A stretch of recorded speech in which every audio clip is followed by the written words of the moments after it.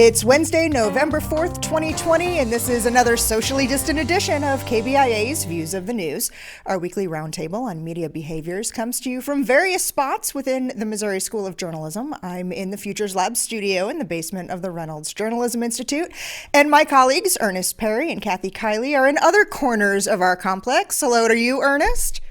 Hello, how are you? Doing okay, Kathy. Good afternoon as we're recording this.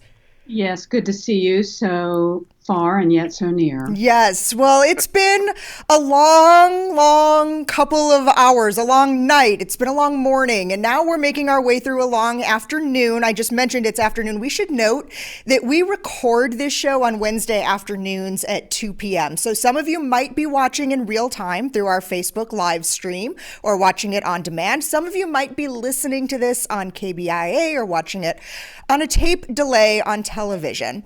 Just know as we have this conversation that it is pre-recorded. So, Kathy, I want to start by asking you if you could maybe provide us with one of your biggest takeaways from the last 12 to 24 hours. Well, I would say that this is going to be a long, fasten your seatbelts, because I covered the 2000 post-election election, and I think this is going to make that look like patty cake. So I would just say settle in. It's going to be a really, I don't know if it's going to be a great show, but it's going to be a long show. What makes you say that?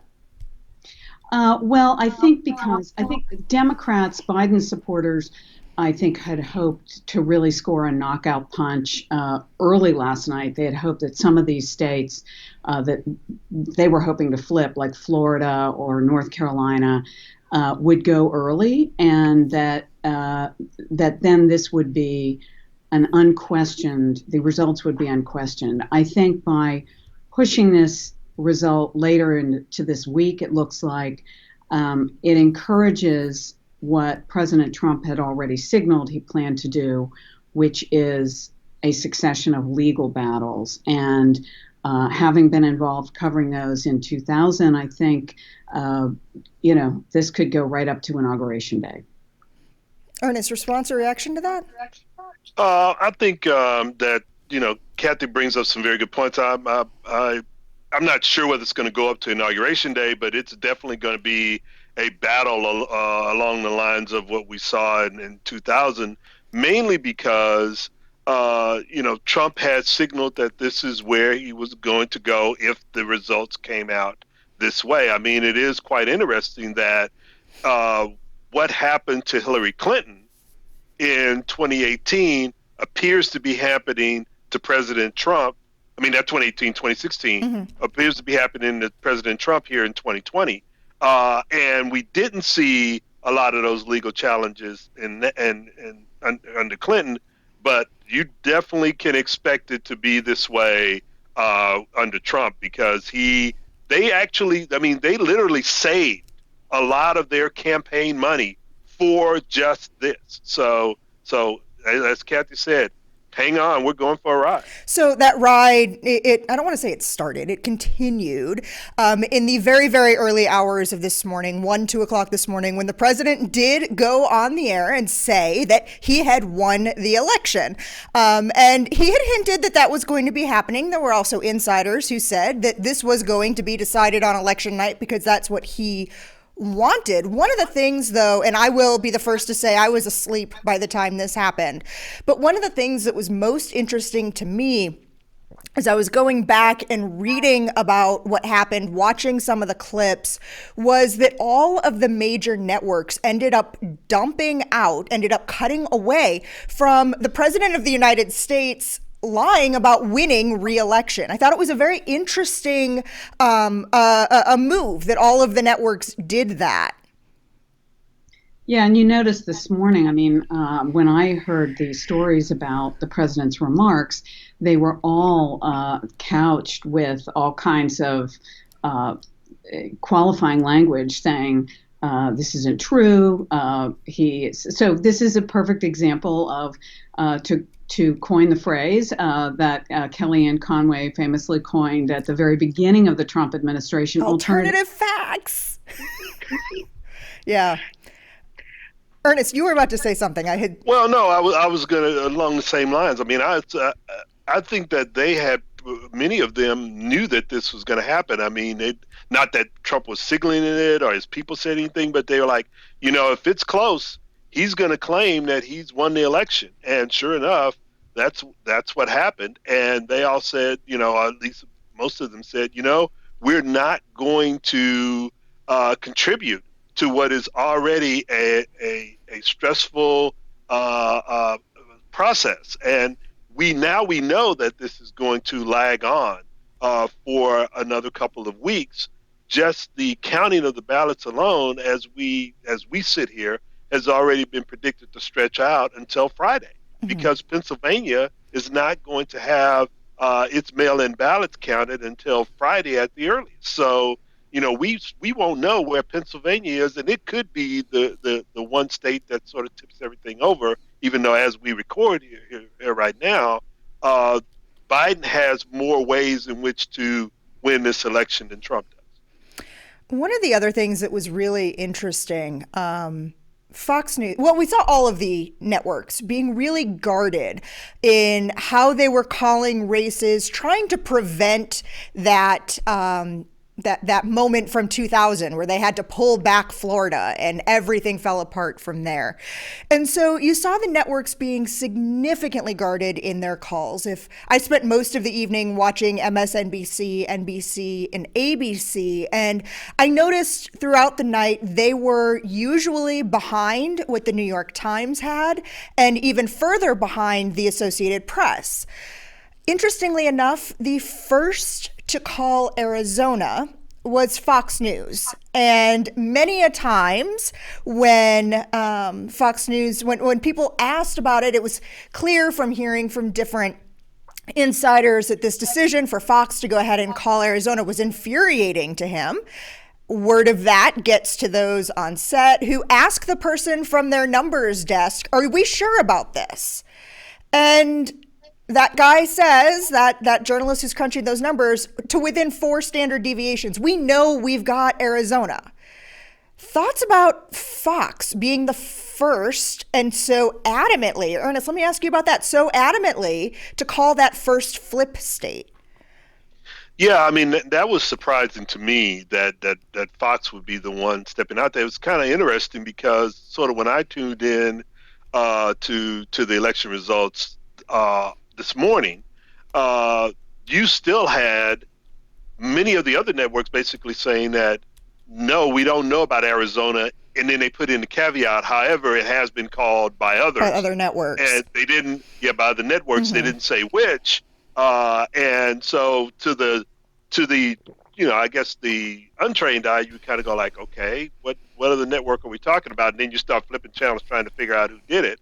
And the fact that it was Fox sort of just made, when I heard that, I went like, Fox, how, what, and then to get, the president's reaction to it, I went like, well, when the network that is giving you so much free airtimes and the one that is connected to you and your campaign more than any other calls Arizona to the other guy, maybe they know something that the other networks didn't know. So I found it really strange. Well, I think, there are a lot of people on Fox News who are 100% straight reporters. I think people oftentimes conflate the evening shows, and it's really true now that every cable network in their prime time, sadly, is doing opinion. They've got people who are commentators, opinion commentators, who are basically running these chat shows in the evenings and on primetime TV. And but in the daytime, all of these networks are, if you tune in, it's straight news. And so I believe Chris Wallace was one of the anchors who was the most vocal about Donald Trump's remarks last night. Brett Baer is an absolute, he's a 100% reporter. So, and obviously the number crunchers at any network.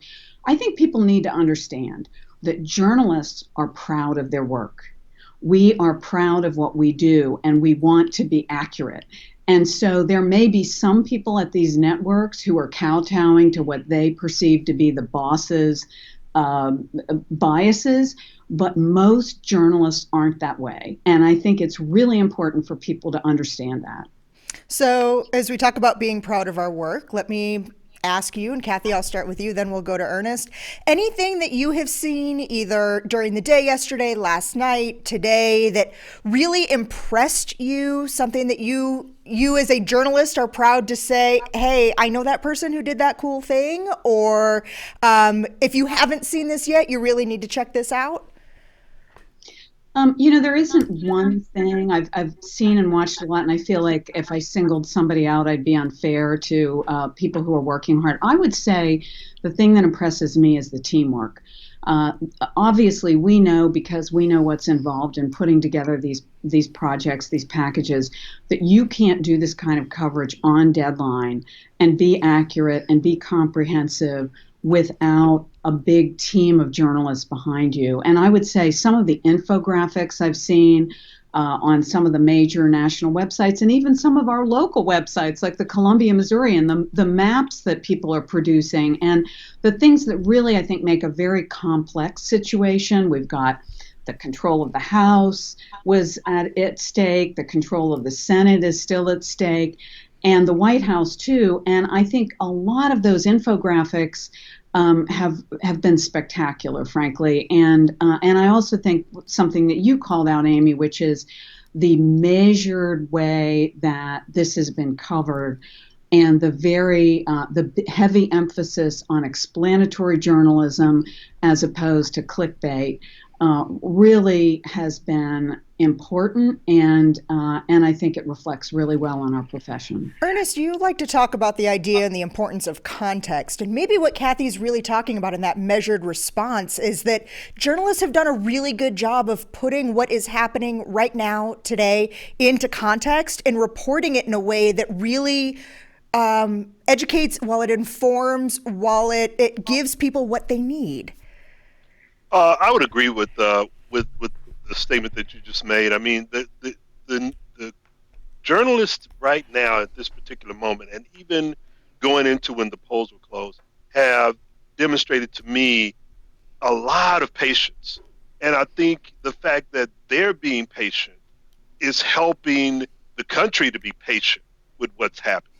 Because going back to 2000, I mean, there was hysteria, not just among the politicos, but also the journalists, which sort of fed into the angst and anxiety that the country as a whole was feeling about what was going to happen in that election, the whole hanging chads and where were these ballots going to be held. I still have a picture of that guy who's looking at the hanging chads on my desk. Right, no, absolutely, absolutely. I mean, and I, you don't see that now. And I think a lot of that has to do with the fact that the journalists started out yesterday being patient about what was going to take place. We already knew that there were going to be a lot of mail-in ballots. We knew that there were a lot of absentee ballots that needed to be counted. We were told by election officials, state after state after state, it's going to take us a while because this is new. We're in the middle of a pandemic.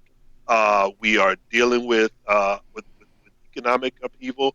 You had, this gate being put around the White House. I mean, that was the other thing that we hadn't really talked about is the extraordinary level of security that was placed around certain places, as if there was this belief that there was going to be this sort of violent upheaval, and that didn't happen. And a lot of that was being pushed. That narrative was being pushed by the president and his supporters, and to have those barriers go up around the White House during an election, just I'm sitting there going like, wait a minute, why are we putting up, no climbing fences around the White House during an election? We've never had to do that before. Or boarding up windows. Boarding up stores and windows and all of these things, and I think in some ways the journalists were being patient, but I also think the American public sort of looked at it and were like, whoa, wait a minute, So you're anticipating that if one side doesn't win over the other, that there's going to be rioting in the streets. No, that we're not doing that, And as you've seen, here we are the day after, and none of that took place.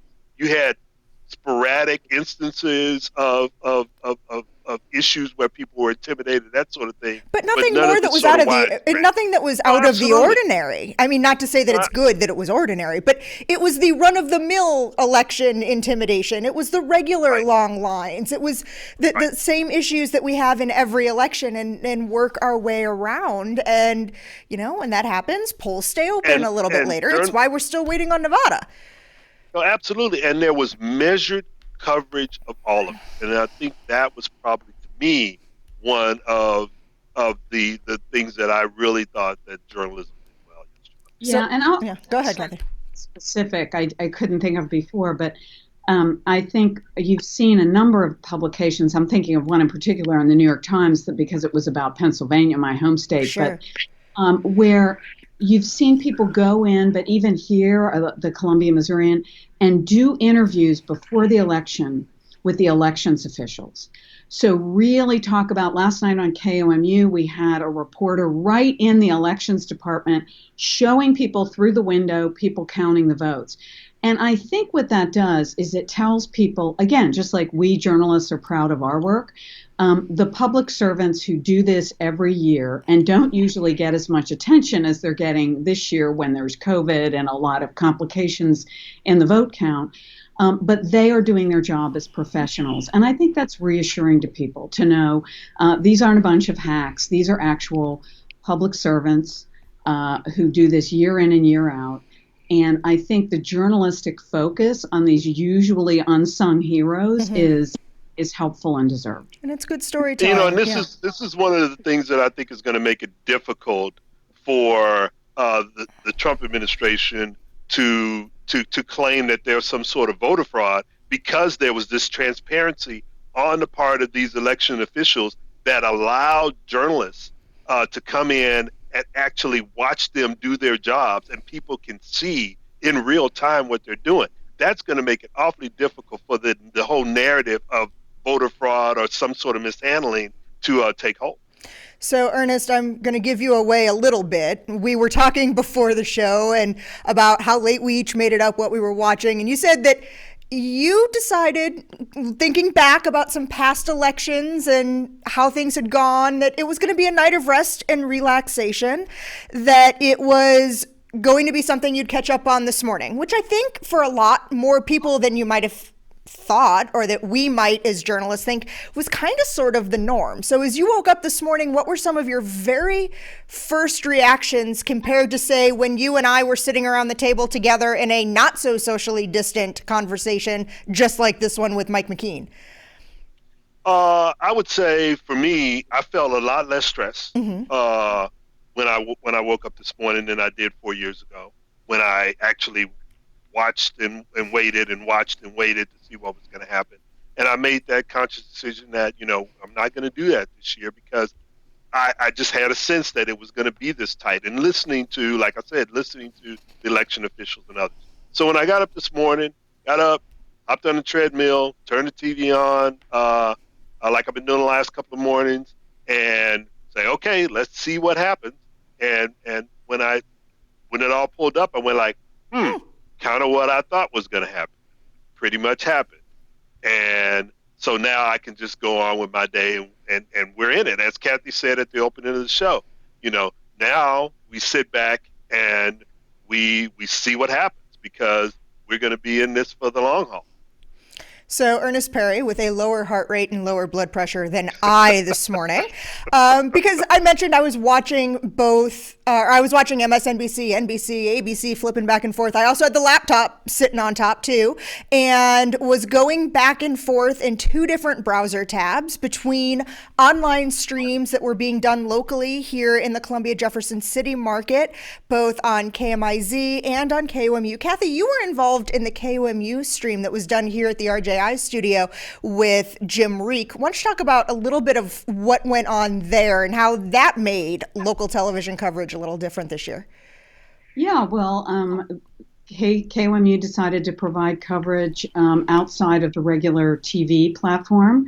Like many other television stations, KOMU is now streaming And so I think it was the first election night coverage where we were streaming on Roku, KOMU. And I think that actually is a nice option for viewers. KBIA also, during the election season, has made its regular programming available on some of its HD channels. So I think for consumers like Earnest who want to say, wake me when it's over, this is a nice possibility. You might have to sleep for a few more weeks or months, Ernest, but it offers more of a choice, I think, for consumers. And so if you're a real junkie, you can jump online and you can watch to your heart's content. This, I think, is the beauty of digital platforms, is that you can dig as deep as you want, or you can just flip the channel and say, I think I'll watch something else. See, and one of the things about that I like. I have always been much more of a local news person. When I worked in television as a producer myself, it was for a 24-hour local channel. And our election coverage would be wall to wall, 6 p.m. until the last of the races was decided or could be called. And so it was not unusual for me to be in a control room calling a show from 6 p.m. live to 2 or 3 in the morning. So I miss that local focus. And one of the things I really appreciated was that I could watch the national, but still have a constant look at what was going on in our gubernatorial race, to take a look at what was going on in the state legislature races that were going on there, and even on the county level where there maybe was a bit of an upset, to still be able to see what was happening in those races. Ernest, talk about the... Oh, go ahead, Kathy. I'm sorry. It's enormously important because I think one of the things as the news business has contracted in ways that we've discussed ad nauseum on this show, one of the things that suffered most is the coverage of local government. And I think that disempowers people, because if you think there's only one elected official in the United States of America, you expect that person to fix everything from foreign policy with Russia to the pothole on your street corner. And that's not the way it works. So I think the more coverage we can provide of local government, the more we remind people of where the levers of power really are, and so they can reach out and grab them. And I think that's so important. Interestingly enough, though, there was at one point there was a tweet from a Columbia, Missourian reporter. This had to have been one of my favorite moments of the night. And Kathy, I'm looking at you laughing, so I'm thinking you might know which one I'm talking about. But he was covering the Parson campaign and was down in Springfield, and noted that the Associated Press had called Parson the winner, as holding on to the governor's mansion here in Missouri, but nobody there knew it, because they were watching Fox News and Fox News hadn't announced it. So it was like the reporters in the room knew that Parson had just been elected governor, yet because nobody at Parson's party, if you saw the video from there were a lot of people, no one there recognized or knew that he had just won and that they were in a victory party. Best tweet ever. We're going to have to find that for everyone. Well, that's the downside of digital silos, that you have more choices. But if you don't use your choice in a wise fashion, you dig yourself into a silo, and you miss a lot. You miss a lot of this world. That's classic, though. Great. Other thoughts before? I did have one other thing I wanted to talk to you both about today, and it looks like we're going to have time to do that. But before we move on, are there any other thoughts that either one of you want to share about the election, or what our viewers, listeners, audience should be looking for, thinking about, or asking questions about in the next week before we have an opportunity to talk again? Well, I think we would be remiss if we didn't talk about Amendment 3. Then let's. Because there was a lot of coverage by journalists across the state on that amendment. And the fact that the Yes Coalition won the election, I was a little surprised by that when I got up this morning and saw that, because I thought that what the coverage that journalists had put out there had really done a good job of saying, the language in this is something you really need to pay attention to so that you know what it is that you're voting for. And we kept talking about that over and over and over again.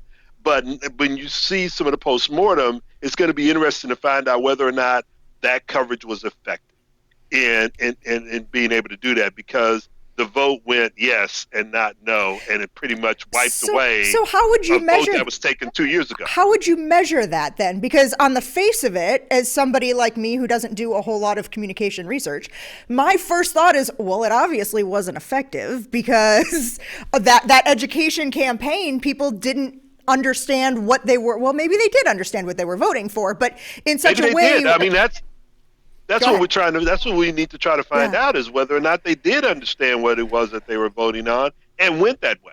And that to me, that's going to be the interesting part. I think that's a great point, because essentially what that vote was that it was a vote for incumbent protection.